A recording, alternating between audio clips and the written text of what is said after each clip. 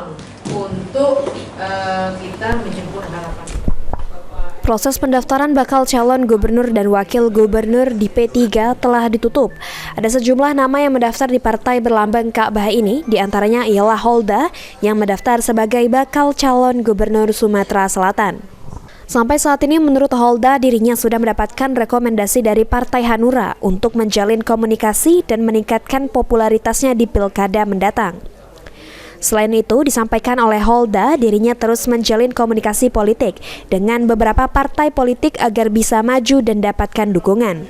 Meningkatkan komunikasi dengan koalisi dan partai lain karena satu partai pun untuk di Sumatera Selatan untuk mencalonkan diri sebagai kepala daerah tidak cukup diusung satu partai, harus berkoalisi dengan partai-partai lain. Nah, dalam hal inilah juga kami membangun komunikasi politik dengan partai.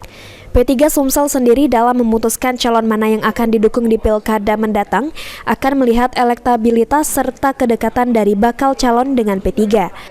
Ini akan melihat sejauh mana elektabilitas calon itu dan terus juga kedekatan dengan Partai Persatuan Pembangunan.